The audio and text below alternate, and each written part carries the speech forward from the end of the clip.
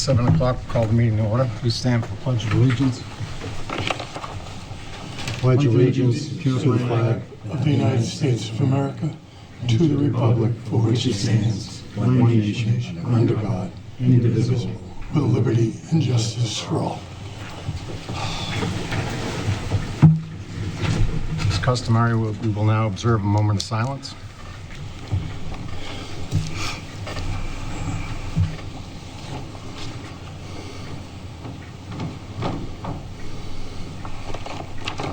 I'd like to announce this meeting is being recorded and televised by WHCA.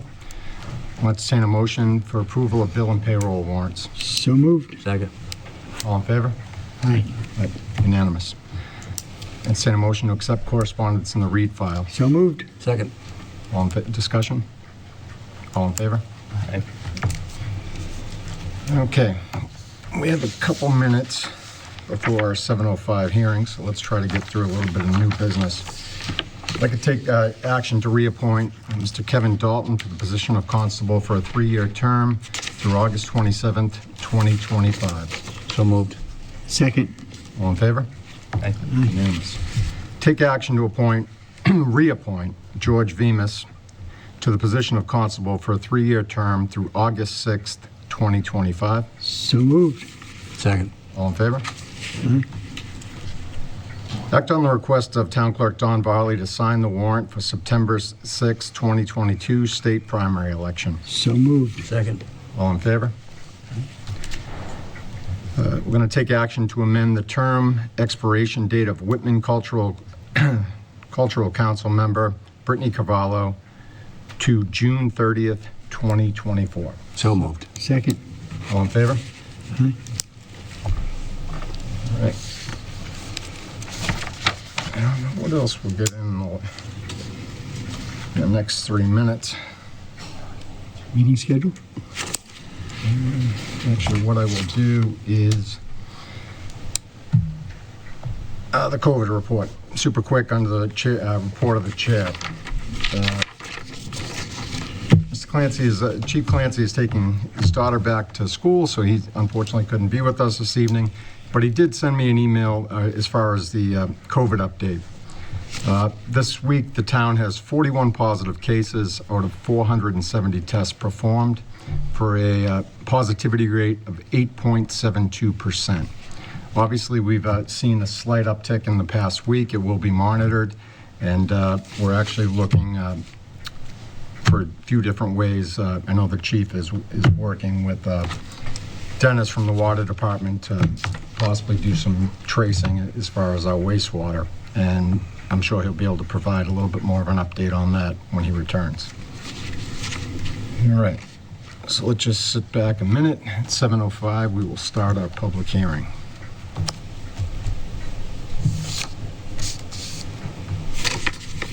Okay, at least one of the clocks says 7:05. So, at this time, we're going to have a public hearing in relation to the application of David Doyle, doing business as Cowbell's Cafe for a change of license category in connection with wine and malt beverage license currently held on the premises at 25 South Avenue. The applicant wishes to change the category of the current license to an all-alcoholic beverage license.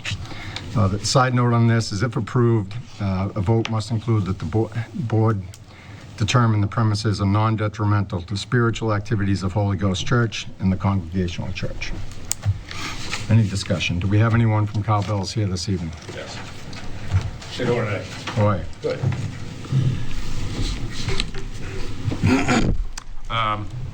So we pretty much just want to switch up to the all alcohol beverage license. We've got an uptake of customers that have obviously wanted to come in for a while. They've been coming in for years and years and years.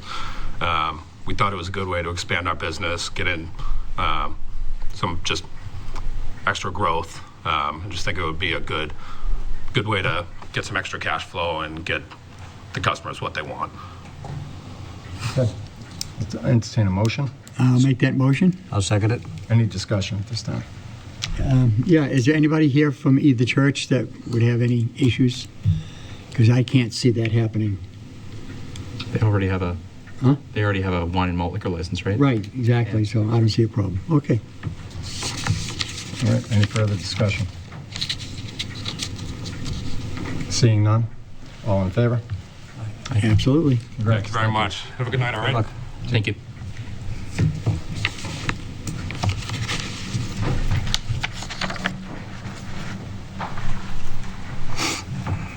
Okay, well, we have some time. We can move on and we can set the September meeting schedule. Any preference?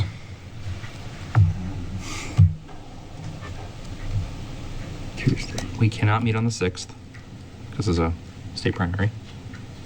I was thinking 13th and 27th. Makes sense. Sounds good. Sounds good. 13th and 27th. We will go the 13th and the September 13th, September 27th, 7 o'clock? 7 o'clock. Unless I need to change it for any reason. Okay. I finished reading this.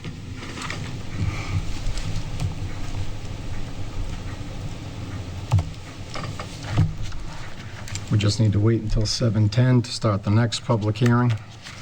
Unfortunately, we can't start them early.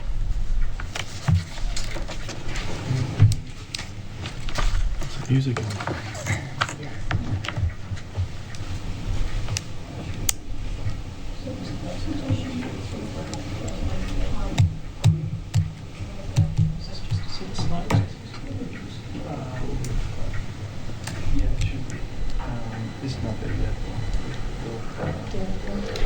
Would announce for anyone's watching that there is a great event hosted by our police department right now going on at Memorial Field for another hour, I think, Chief? Yes, sir. So if anyone is getting bored with the broadcast, you could head on down there.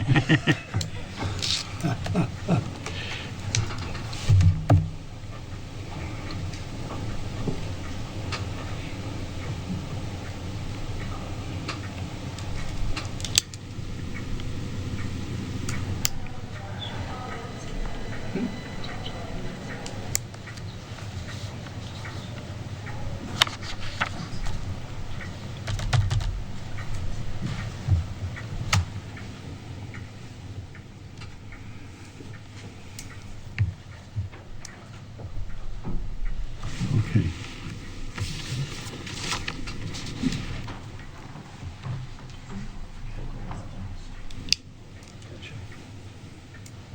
We sync up our clocks at some point.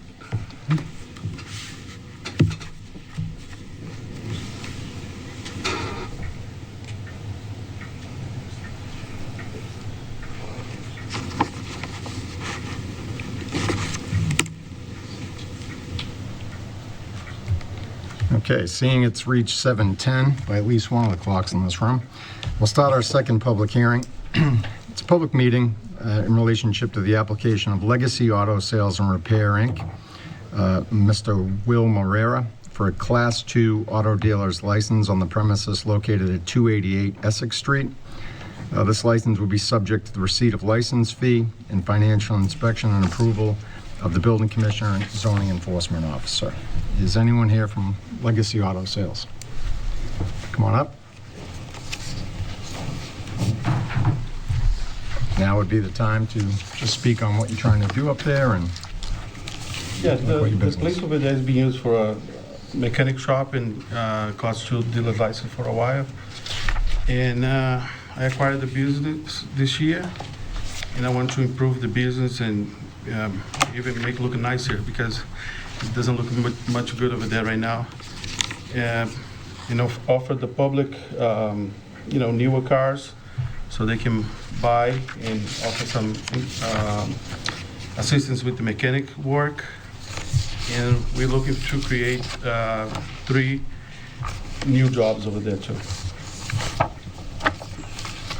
Okay.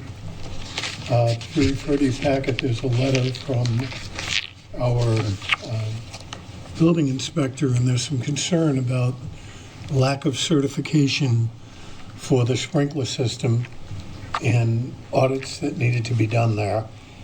And I would suggest that any action taken tonight be subject to review and approval by the fire chief and the building inspector before the license issues. Okay. We are in possession of the letter from the current building inspector also, questioning maximum number of vehicles on the lot is 14. You seem to be in excess of that. I have one question. That's the number for the vehicles to be sold, or that includes the client's car being repaired? To be sold. Yeah, Display. because right now we have none on display. Just customer vehicles that's broken down, that needs to be repaired. We're not selling anything right now.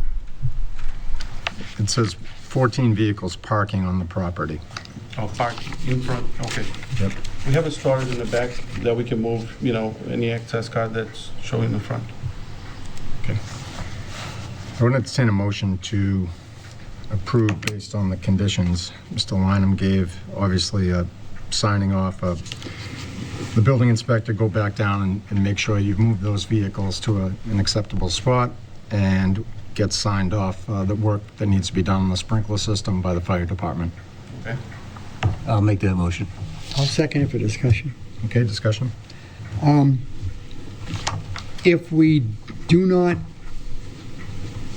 grant the license with these, with these needs, I mean, why not just table this until we get a letter of recommendation from our building inspector and our fire chief as far as all conditions have been met, and then we bring it before the board? Because even though he doesn't have a license, I mean, I just think giving them the okay, but waiting for these things to be taken care of. But we're giving him the okay dependent upon those things being taken care of. Right. So And there's no need to bring it back to us if those things are taken care of, once they are. We just need to hear from the chief and from the building inspector that things are all right. Yeah, may I? Yeah, it's my best interest too, because that won't cost me anything. That should be the building owner to fix those things with the sprinkler system. because right now, I talked to the building inspector right now, he said he's not in favor of granting it. We're not actually granting the license, but, to bring it before us again. But I mean, as long as you don't operate as though you have it, but you haven't been, we haven't got permission, and you haven't received the license to operate yet. Yeah, no, I'll wait for our legal procedures. No problem. All right. So just to recap, we will be granting based on the two conditions that have been mentioned. I'm sure the license will be held until that happens in the Selectmen's office. And that'll make it probably easier for everyone to get to business the fastest. And, that'll be the easiest for you as long as you get those conditions met. Okay, thank you very much. So we do have a motion and a second. Time for the vote. All in favor? Aye. Unanimous. Thank you.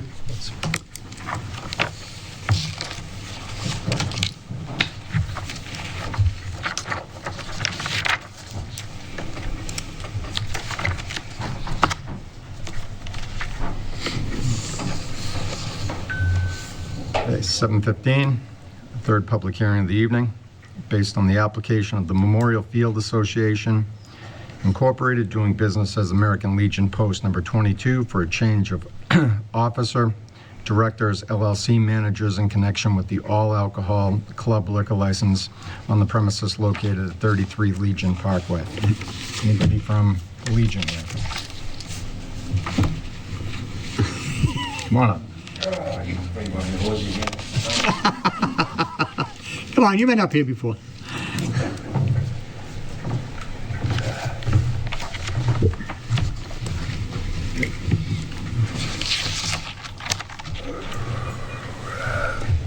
Basically just restructuring, is that? Correct, You guys just a are change of offices. reorganizing? Elections every year. Yeah. ABCC requires that you submit the change to them, along with $200, of course.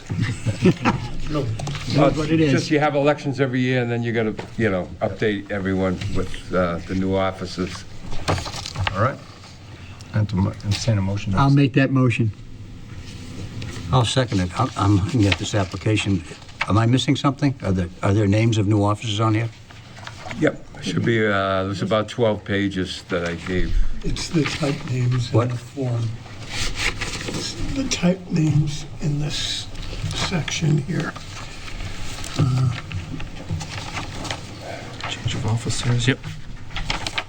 They asked for the current members, officers, and then Right here. later on in the form, they asked for the ones that are going to No be idea. taken over. That's just the name of the treasurer, Jim Murphy. Laurie, Do we have a list? Do we have a list of the new I officers? didn't give them in the packet because they've got social security numbers and all that stuff.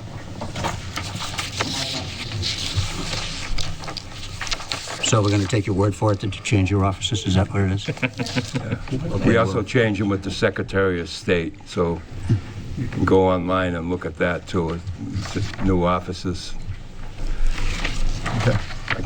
I don't know if we should vote for this until we can see the names of the officers, Dan. I'll announce the names for you. All right.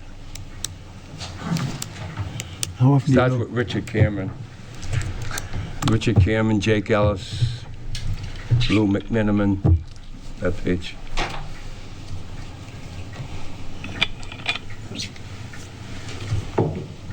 James Murphy is contact Richard Cameron Yeah.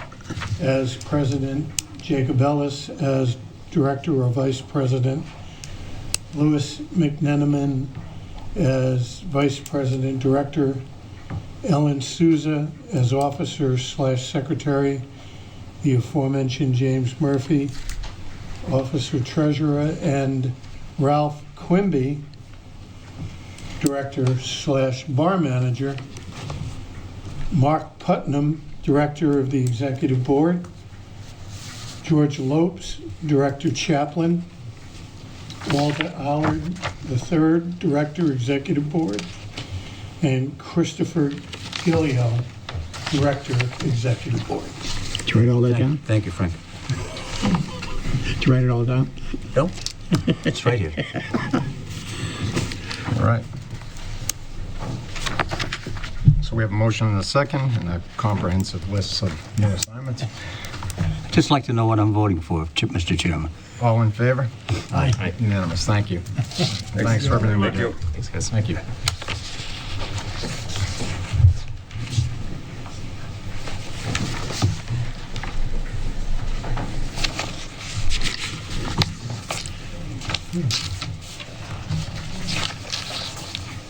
Okay, at 7:20, we're going to be going into executive session.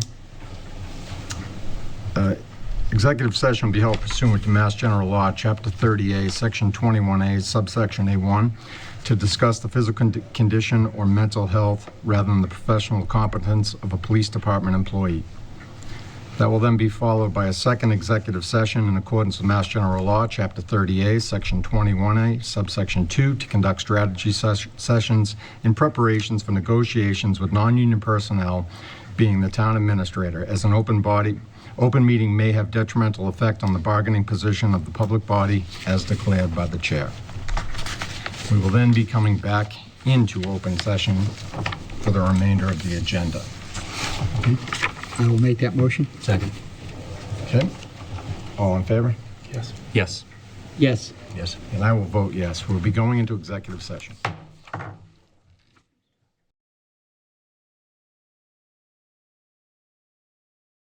We're not back on yet.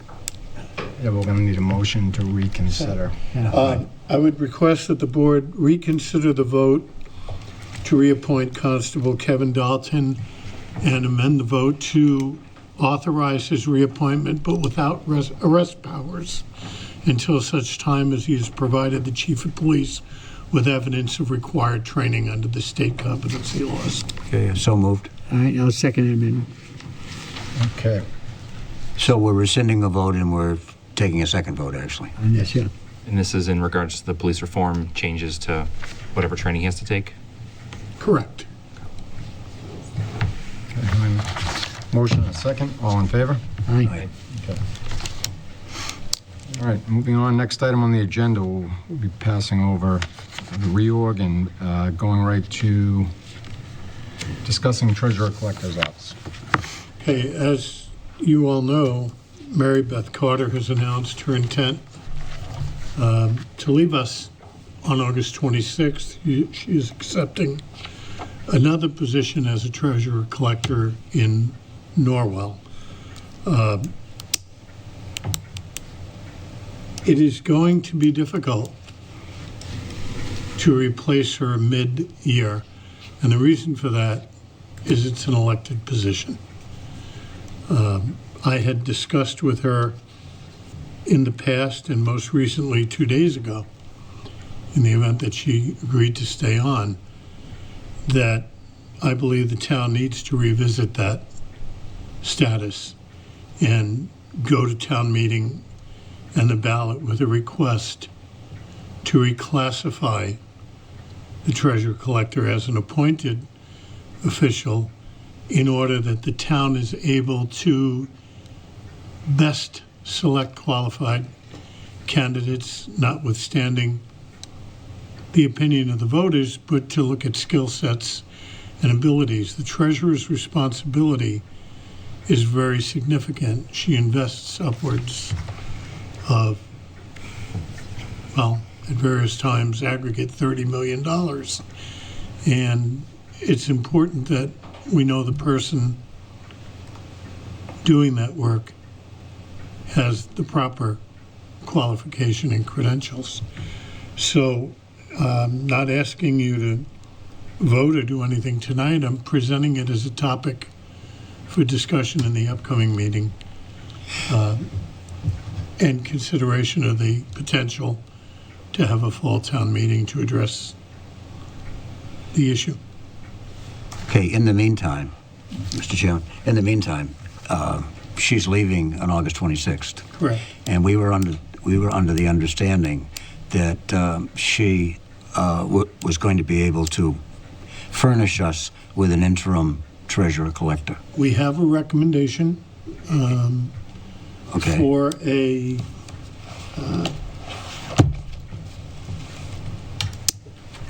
It's not on the agenda, though. no, it's all under the treasurer collector office. Okay. We have a recommendation for a former treasurer collector of Abington. I think it would be important that at least a member of this board meet with that person and have a discussion about the responsibilities and what the conditions for working are. And it's Thomas Connolly who's been addressed regarding the fill-in temporary position, and I would like to schedule a meeting with him and an appropriate member of the board if you're comfortable with taking that approach, and if you're satisfied, to offer him an interim role as treasurer collector. We can determine the time that's needed to do it, as well as the what we think may be the length of time necessary. I point out, just for you to drive the point home, the person is an Abington resident, and none of the candidates were a Whitman resident, which is what would be required for an election. Just to be clear, Frank, the board does have that power to appoint a non-resident, and That is obviously correct, unless on an it- interim basis. Yes. And I believe, I did have a discussion with Mary Beth about this possible candidate. And he's also, I believe, worked in Duxbury and a couple other municipalities Yes. since his retirement. Yes, he originally was in Abington. He was an elected official there. He lost the election after a reorganization there. They then appointed. He went to Mashpee, then Hull, then Duxbury, then Bridgewater. Any other discussion? No, I'm just looking at dates. She's leaving on the 26th. So we would need to get someone in soon. Yeah, I thought we would. Like yesterday. I thought tonight was going to be the night when we were going to be given a name, be asked to vote on one, but I guess that's not happening. That's why I'm asking you to designate someone.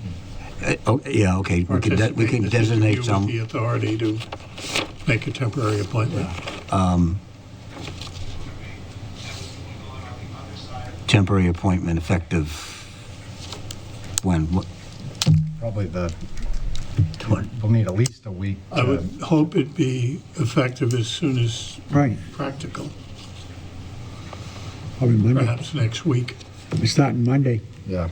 That way you can work with Mary Beth, and they can go over, at least have a week together.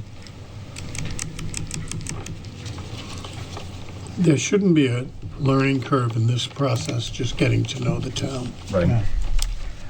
I unfortunately am away. Yeah, so am I. So one of these three guys and Frank could do it. Yep.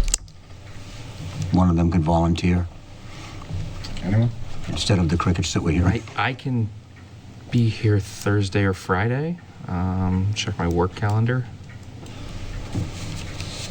I'd be happy to play a role if nobody else is available. Yeah, it's probably easier for you. You had a busy week. So we'll designate Sean. Okay. Yeah, I'm going. And Sean, Mr. Kane, and Mr. Lynham can work out a date, obviously, depending on Mr. Conley's schedule as well. Sure. It's sad to hear that she's leaving. Mary Beth Carter. Actually, up until Saturday, we were talking about her staying.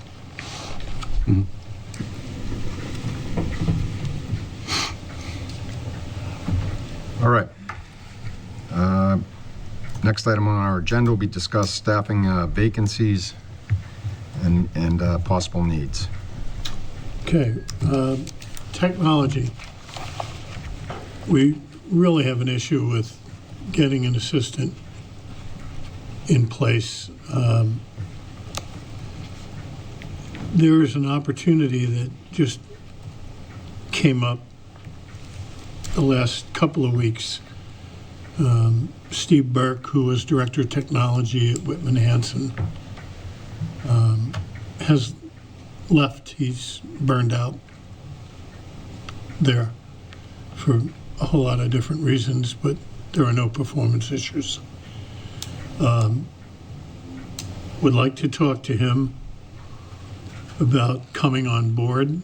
The challenge, of course, is going to be salary.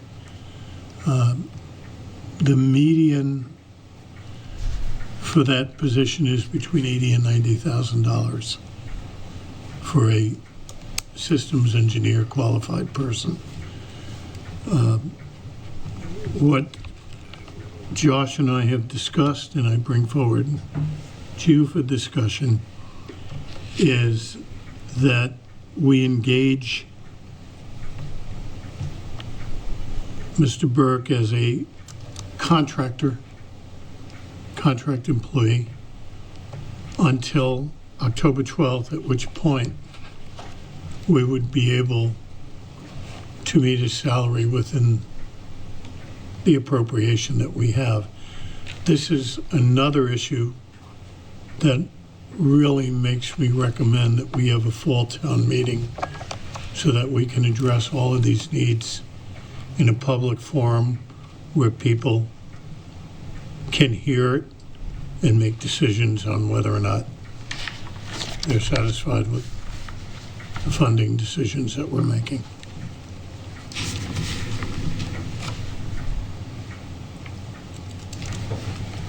I think I also would suggest a fall town meeting if we are looking at increasing the salary for this position, because Exactly. this That's- board had recommended That's what I'm 55,000. I saying. think I town wanna meeting voted bring it 65. forward. Yeah. Even though we have the appropriation that's necessary to pay it, it's not the salary that we initially talked about at town meeting. And it's important that we have transparency in that respect. Okay, so would you want to vote to bring I think this? Sean had a Oh, question. I'm sorry, Sean. I can't say enough good things about Steve Burke. I think he's a call fireman in Hanson. He's from the community. He's put his time in. I don't know how many years at the high school, like 20 years.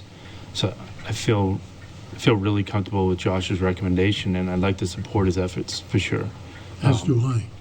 Yeah, having the town meeting, I think, is appropriate, making sure that everybody's on page with what we're doing. And I think I really appreciate him almost taking a leap of faith that, you know, he could go out and get a big job in town if he wanted, but he's looking to serve the community. And it's the type of people that I'd like to support. So it's a risk, but I think he's a good guy and he's worth supporting.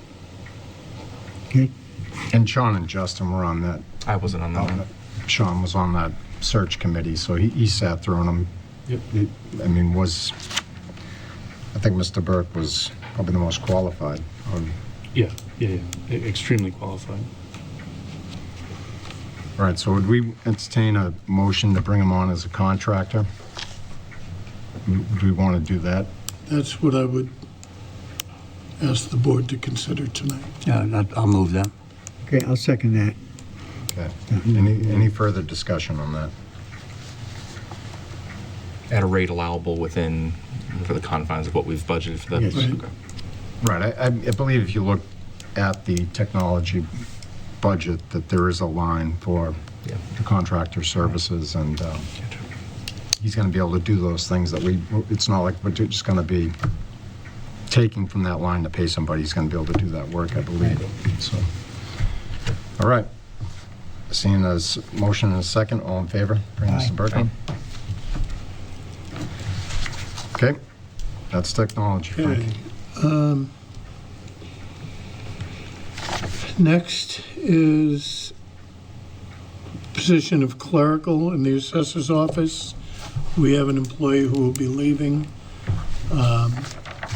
Mary Beth is concerned about getting that moving, particularly where she's going to be leaving, and we need to make sure that we have adequate staff support in that office. So I'm going to start working on that and place an ad and post the position, and we'll come back when we know what we have to offer. Likewise, we do need to hire a custodian. So again, I'll be placing an ad for that as well. Now we come to a peculiar issue, and that's recording secretary. Right now, we need to hire a recording secretary for conservation. Now, we could say it's conservation's job, but reality, it's ours to make sure they're staffed. So we'll be seeking a candidate for that, and we're also going to be seeking 2 members for the Conservation Commission. Right now, they have 3. One of them has a history of not attending meetings, which can really cause a problem for us from a development standpoint, since conservation is intimately involved in the development process. A longtime member, Elaine Malisi, is stepping back. She wants to rest. She wants to give it up. So that issue is also coming up. And today I received a notice from the recording secretary for the Finance Committee, who has also resigned as of this date. So I'm going to see if we can come up with some type of creative way to cover these positions, but it's going to involve meeting and talking with. You take good notes. Not a chance.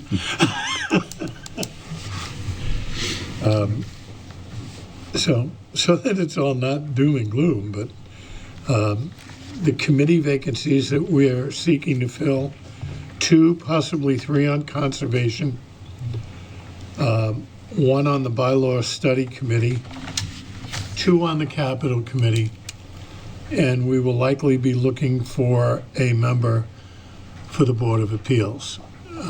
Going to get that information out there, and I'm going to see if we can actively recruit to get some people in place for these positions, because they're essential to the town. Mm-hmm. They're the toughest to fill because they're uncompensated positions. And with that, I hope to bring you better news at your next meeting. And Mr. Chair, I believe Mr. Evans wants to address something on the agenda. So the next item is community choice aggregation. Mr. Evans. Thanks. So this is something that the board has discussed before my time here, and I don't know that it went anywhere. I think it's worth revisiting with. So the general summary is that with community choice aggregation, a municipality could source another electricity provider on behalf of its residents. So right now, any resident can either buy their electricity through a utility, or they can sign a contract with a third party to provide that electricity, although the distribution would still come from their local utility. This opens up a third option where the municipality sources electricity from another provider, and so you'd have, those individuals could then have two base rates, or they could find their own third party electricity provider. The process for this would be a vote at town meeting to initiate it. Then we would have to put together a plan with the Department of Energy Resources, often done with a consultant. We would need to have a citizen review of the municipal aggregation plan, and then we would need to submit that aggregation plan to the Department of Public Utilities for review and approval from their commissioners. So I just wanted to bring this before the board now because I think it would be worth considering for our annual town meeting in May this year. Some of the towns, just looking at what towns around us have done, Rockland, this is Pembroke, and I think this is Halifax. I pulled up their community aggregation websites. The going electricity rate in Rockland for the base community aggregate is about 11 cents a kilowatt hour. That's more than I'm paying. In Pembroke, it is 10, and in Halifax, it's 10.7 cents per kilowatt hour. That compares to National Grid right now is at 14 cents. So these are often using more renewable energy and cheaper than the current providers. Without signing a long-term contract, you can opt in and out. The town would sign the contract, the individual users wouldn't. They can choose. So I think this is a good option to present to town meeting this year. I have a question. Sure. Okay. We have National Grid. I used to go online and get the cheaper electricity than I used Stereon, Yeah. right? Because they were cheaper, but then they went up and they were more expensive than National Grid, so I went back to National Grid, and they're like 6 to 8 months contracts, right? You're giving some prices, I'm paying less. I mean, this is what I think Rockland has a 3-year contract with whoever their provider is right What now. I'm saying yeah. is anyone can go online and buy electricity from whoever they want, Correct. and then it's just, National Grid just bills you. They do the billing. So why do we need... That would still be the option here, but we would change what the default provider is for the residents. So then the residents could go with our new default, they could go back to National Grid, or they could choose their own third party the way you do. But they can go with anybody they want. I mean, I don't understand. I mean, the default, they can go with anybody they want. But most residents aren't looking for electricity providers. They get the bill every month and they pay it. This is an opportunity for us to save money for people who aren't going out on their own and looking for another option. So we have to let them, so the town will put out there exactly what one has the cheapest. We would sign a contract with, let me see if they list who they have. Yeah, Pembroke is using Dynergy Energy Services. So is Halifax, Rockland. And if they change their rate and go up? So this is a 3-year rate, I believe. Yeah, December 2021 to December 2024. At the end of that 3-year rate, the town would do another search. I think Rockland recently changed before the 2021 rate. And then go to that company and another put it out there for people to change if they want. Correct. And we would, I don't know if it's us or the company, but the towns that do this maintain a separate website where residents choose to select, and usually there's a tiered option. It's select the basic service that meets the state requirements for renewable energy. A lot of them offer up to 100% renewable energy. So Rockland's right now for 100% is 14 cents per kilowatt hour. It's the same rate that we're paying for National Grid. And it would be, you'd buy renewable energy certificates. So it's not direct, but it creates a market for more wind and solar.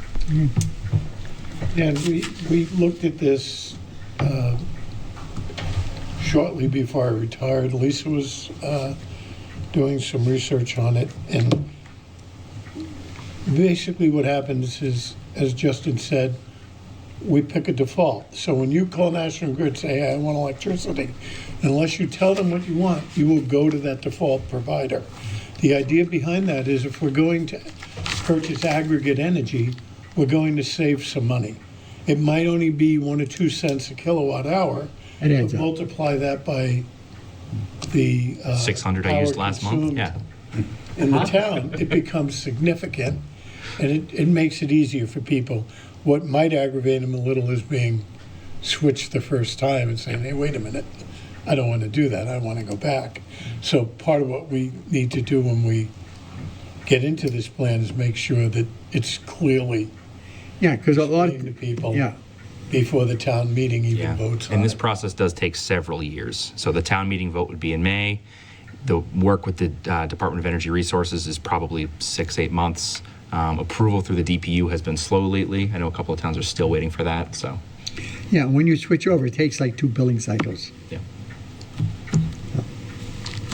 It's a good cause. Huh? And it's a good cause. Yeah, I mean, I search for low energy all the time. And typically, do you see like a consultant, like, Yeah, so Hanson's going through this process right now, and they brought in a consultant, I forget who the company is, but to walk them through this whole process. So far as I know, we still have some money in an appropriation for energy consulting that we voted 2 years ago for the solar study. We ended up entering into a purchase with Nexamp, which has really saved us a significant amount of money. And it's helped them too because they get the credits and get to collect from us. all right. Well, I think it was a good preliminary discussion. We'll pick it up more throughout the year. I mean, definitely anything we can do to save money, whether it be 1 cent at a time, is still saving money. So we'll continue the discussion on that. All right. I believe that has exhausted this evening's agenda.